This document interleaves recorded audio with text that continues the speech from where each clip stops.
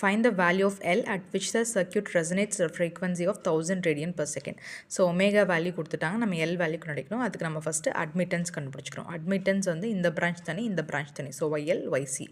So அட்மிட்டன்ஸுங்கிறது 1 divided by impedance. So இங்கே 1 divided by 5 plus jXL, இங்கே ப்ளஸ் 1 டிவைடட் பை 10 மைனஸ் ஜே12 வரும்.